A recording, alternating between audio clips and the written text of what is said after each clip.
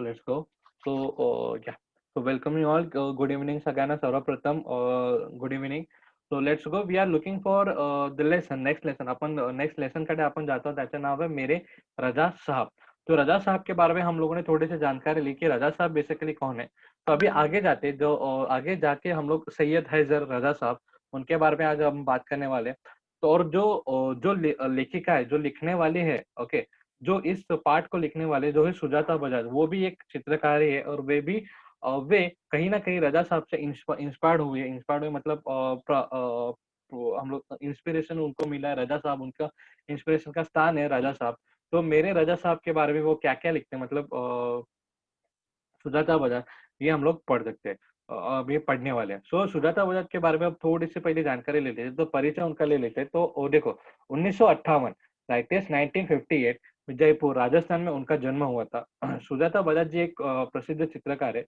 आजकल वे पेरिस में, और आप पेरिस में रहते हो, तो देखो अपन अभी जब हम लोग पढ़ रहे हैं तो हम एक बात नोटिस कर पाएंगे कि यहाँ पे एक बोलते ना एक आधारार्थक वाक्य म्हणजे आधारार्थी वाक्य प्रचार आपल्याला या ठिकाणी दिसतोय. आधारार्थी वाक्य म्हणजे आपण एक कोणाबद्दल तरी सांगतोय तर आपण थोड़ा रिस्पेक्टफुली आपण बोलतो.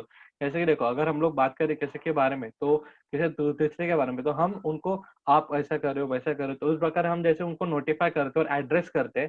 That is the same thing we are addressing over here. तो देखो आजकल आप पेरिस में रहती है, यानी अपनी जो सुजाता बजाज है वो पेरिस में रह रही है आजकल. आपके चित्र में चित्र एवं मूर्तिकला भारतीय रंग में डूबी हुई है. आपके चित्र एवं मूर्तियां पर प्राचीन संस्कृति एवं कला का छाप दिखाई पड़ती है. आपने अपनी कला में ऐसी दुनिया का सृजन किया है जिसमें सदागी भी और सदा भी है और रंगनी भी है. फिर बाद में खुशी भी है और गम भी आहे. माने बेसिकली त्यांनी बघा जसं आपण बोलतो की मॉडर्न आर्टकडे किंवा एक बघा ना एक ट्रेडिशनल आर्ट त्यांनी अशा प्रकारे सजवलं की ट्रेडिशनल आर्ट म्हणजे पारंपरिक कलाने त्यांनी अशा प्रकारे सजवलं किंवा पारंपरिक चित्रामध्ये त्यांनी असे काही इन्व्हेन्शन्स केले, म्हणजे त्यांच्यामध्ये असे काही वेगळेपणा त्यांनी दाखवलं की त्या चित्रामध्ये आपल्याला कुठे ना कुठे खुशी आणि कुठे ना कुठे दुःख दोघे एकसाथ पण बघायला भेटतात. आणि प्लस कटपुटे रंग किंवा बेरंग म्हणजे अशाच प्रकारे आपल्याला विरोधाभास असे चित्रीकरण आपल्याला त्यांच्या चित्रामधून किंवा त्यांच्या कलामधून आपल्याला आढळून येतो. सो बघा बेसिकली सुजाताजीने द्वारा बनाई गणेश जी के चित्र पर आधारित एक पुस्तिका प्रकाशित आहे. तो बेसिकली त्यांनी फक्त चित्रकला तर नाही केलं, तर त्यांनी लिखाणाचं पण काम केलेलं आहे, हे आपल्याला इथं आढळून येतंय. तो बेसिकली आता आपण जाऊया आपला लेसन कडे, ज्याचं नाव है मेरे रजा साहब. तो मेरे रजा साहब ये जो लेसन है उसके तरफ हम लोग जा रहे हैं. तो बात है 23 जुलाई सुबह सुबह यह समाचार मिला कि रजा साहब नहीं रहे.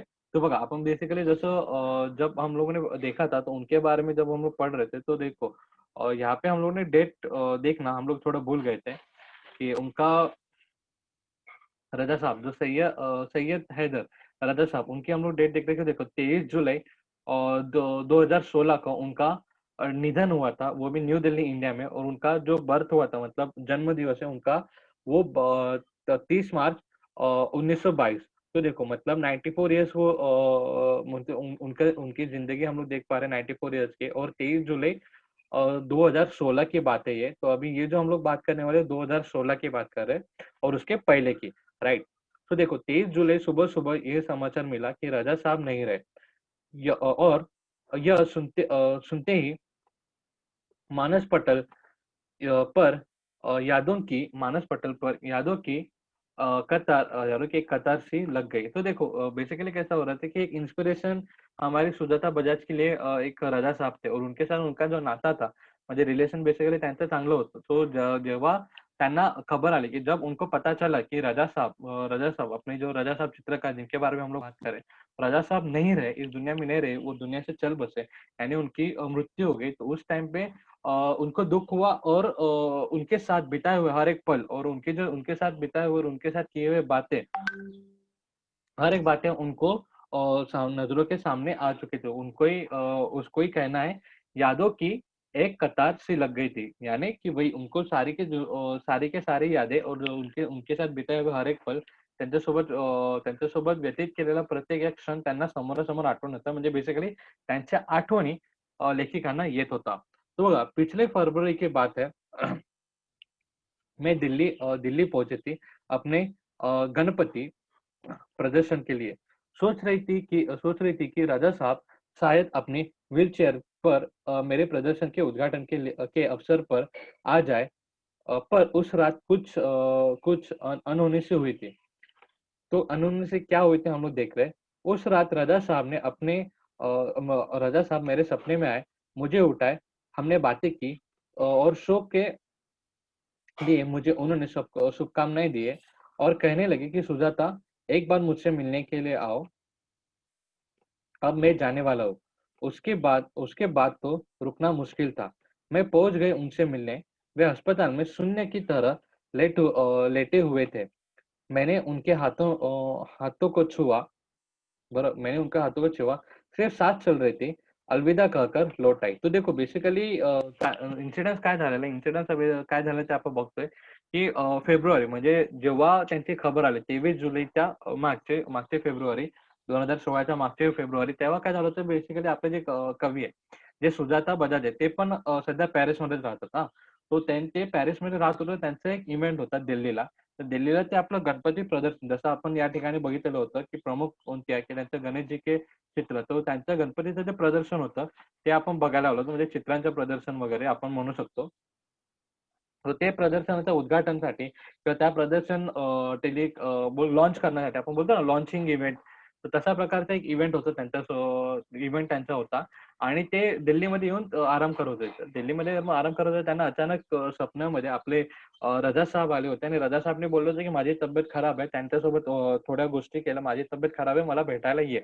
अशा प्रकारे संजय रजा साहेबने सुजाता बजाज यांच्या आपण बोलू तर स्वप्नामध्ये येऊन त्यांना सांगितलं होतं आणि त्याच स्वप्नाला कन्सिडर करून आणि त्या स्वप्नाच्या जोरावरती ते त्यांना भेटायला गेले आणि तेव्हा त्यांनी बघितलं, की राजा साहेब यांची हालत जरा खराब आहे.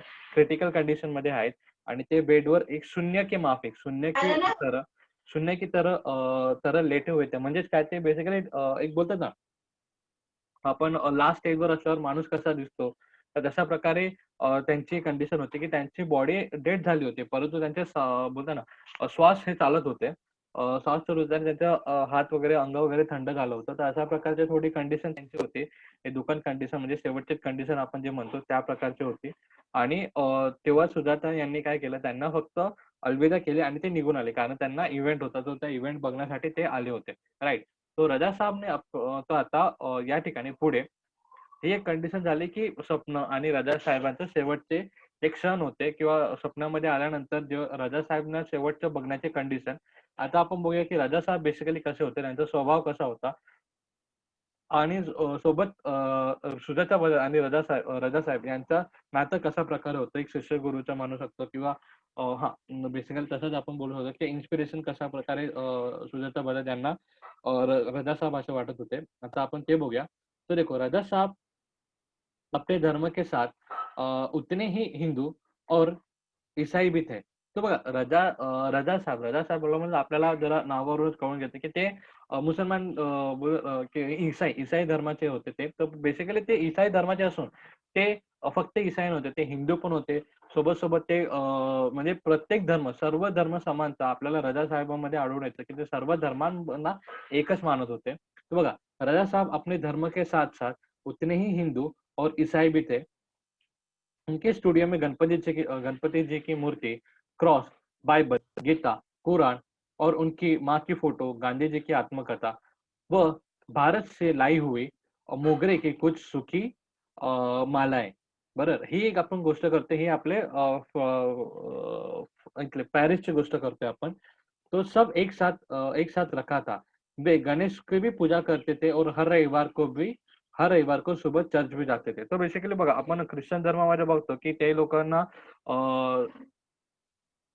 संडेचं जे प्रेयर असते, संडेची प्रेयर त्यांना अटेंड करावीच लागते. ओके. सो दॅट एक थोडं त्यांच्या धर्मामध्ये तसं आहे. सो आणि आपल्या हिंदू धर्मामध्ये तर आपण प्रत्येक एकादशी वगैरे हे तर आपण मानतच असतो. आणि सोबत बघू शकतो, की मुसलमान धर्मामध्ये सुद्धा आपण एक शुक्रवार असतो. हा एक शुक्रवार दिवस असतो, की त्या दिवशी त्यांना प्रेयर सॉरी प्रेयर नाही बोलतात, त्यांना नमाज हे पढावंच लागतं. शुक्रवारच्या दिवस ॲटलीस्ट शुक्रवारच्या दिवस भले तुम्ही हफ्त्यामधून करू का नको करा, पण शुक्रवारच्या दिवशी तुम्हाला करणं गरजेचं आहे. त्याला जुम्मे जुम्मे का दिन भी हम लोग बोलते हैं, जुम्मा पण बोलते हैं. सो मग हे एक अशा प्रकारचे आपले म्हणजे हिंदू, मुस्लिम आणि ईसाई या तिघांचे आपण जर वेगवेगळे धर्मातले वेगवेगळ्या गोष्टी आपण पाहिले, तर ह्या तिघांमधल्या वेगवेगळ्या गोष्टी सुद्धा रजा साहेब पाळत होते. ते गणपतीची पण पूजा करत होते. त्यांचं जो नमाज होतं ते पण अदा करत होते. नमाज अदा आपण ज्याला म्हणतो. नमाज पढ़ना म्हणजे नमाज अदा करना. तर नमाज अदा भी कर रहे थे और साथ ही साथ वे संडे को मतलब रविवार को वो चर्च जाके प्रेयर भी करते थे. तो अशा प्रकारचे आपल्याला सर्व धर्म समान असा एक आपल्याला रजा साहब चा एक ॲटिट्यूड आपल्याला दिसतो, की आणि that is good for everyone. कारण आपण पण जसं आपला धर्म चांगला आहे, तसंच दुसऱ्यासाठी त्यांचा धर्म चांगला आणि तिसऱ्यासाठी तिसऱ्याचा धर्म चांगला. जसा म्हणजे हिंदूसाठी हिंदू धर्म चांगला आहे, तर मुसलमानसाठी मुसलमान धर्म चांगला आहे आणि म्हणजे आपण एकमेकांच्या धर्माला रिस्पेक्ट करावं अशा प्रकारची एक विचारसरणी आपल्याला इथून दिसत आहे. Right. So that is good, की बघा म्हणजे आपण दुसऱ्या धर्माला जर आपण रिस्पेक्ट केला, तर दुसरा धर्म सुद्धा आपल्याला रिस्पेक्ट करेलच. राइट. सो हे एक आपण मोटो ठेवला पाहिजे. हा एक विचार चांगला जो विचार आपल्याला या तख्त्यामध्ये किंवा या पंक्तियों में हमको मिला है, वो विचार हमने जीवन में भी लागू करना चाहिए हमारे. तो अभी देखते हैं आगे आगे देखते हैं हम लोग देखते हैं क्या है करके. तो एक दिन ये हुआ अभी इंफॉर्मेशन हमारे रजा साहब की. अभी इंसिडेंट देखते हैं. इंसिडेंट यानी घटना देखते हैं कि क्या हुआ क्या नहीं. सो एक दिन जहांगीर आर्ट गॅलरी जो बेसिकली मुंबई में ओके. तो जहांगीर आर्ट गॅलरी मुंबई में मी तुम्हाला जागेचं नाव पण सांगतो, की त्याच्यावरून तुम्हाला कन्फ्युजन होणार नाही, की कोणती जागा कुठे-कुठे कसं आहे म्हणून. कारण आतापर्यंत हे वरच्या जे गोष्ट बोलत होतो ते त्यांच्यामध्ये दिल्ली आणि पॅरिस हे दोघं इन्सिडेंट्स आले होते. आता मी तुम्हाला जहांगीर आर्ट गॅलरी सांगत आहे, ते बेसिकली कुठे आहे? मुंबईमध्ये. तर बघा एक दिन म्हणजे आता प्रिव्हियस गोष्ट म्हणजे जुनी गोष्ट सांगत आहेत. कोण? बजाज. सुजाता बजाज सांगत आहे, की एक दिन गैलरी में प्रकाशित प्रदर्शनी देखते हुए किसी ने कहा कि अरे ये तो एस.एच. रजा है और मैं एकदम सावधान हो गई क्योंकि मेरे सूची में उनका भी नाम था. मैंने उनके पास जाकर कहा, "रज़ा साहब, मुझे आपसे बात करनी है।" तो वो देखते ही रह गए और उन्होंने मुझे इंटरव्यू दिया और बहुत सारी बातें हुई। अचानक मुझे ओके, तो बहुत सारे बातें हुई। फिर बाद में उन्होंने कहा अचानक उन्होंने मुझे पूछा कि आप क्या-क्या करते हो? तो मैंने कहा मैं कलाकार हूँ, पेंट करती हूँ। वे तुरंत खड़े हो गए और उन्होंने कहा की चलो तुम्हारा काम देखते हैं. सो बघा या ठिकाणी त्यांनी आपण बघू शकतो की राजा साहेब एक मोठे थोर चित्रकार होतेच होते. ओके. सो ते बेसिकली मोठे थोर चित्रकार होतेच होते. नाही असं नाही. त्याला आपण डिनाय करू शकत नाही. कारण ते पद्मभूषण, पद्मविभूषण असे मोठे-मोठे त्यांना अवॉर्ड्स भेटलेले आहेत. तर म्हणजे त्यांचा कला क्षेत्रामध्ये गाढा अभ्यास, परत कलामध्ये त्यांची देणगी जी होती कला क्षेत्रामध्ये ती जरा जास्त होती आणि मोठ्या प्रकारचा त्याचा एक व्यक्तिमत्व आपले चित्र बघायला जे एक्साइटमेंट होते म्हणजे तेव्हा आपल्याला पण एक कुठे ना कुठे प्रोत्साहन भेटल्यासारखं असतं आणि ते रजा साहेब होते. ते भले ते स्वतः खूप मोठे चित्रकार होते, परंतु आपण बघू शकतो की ते नवीन कलाकाराला किंवा नवीन व्यक्तीला किंवा नवीन चित्रकाराला ते तेवढंच प्रोत्साहन देण्याचं काम सुद्धा आणि एक सपोर्ट देण्याचं काम सुद्धा करतात. म्हणजे असा त्यांचा स्वभाव आपल्याला इथे थोडा दिसून येतो. So this is thing. आतापर्यंत आपण बघितलं की रजा साहेब यांचं एक थोडं बघितलं होतं.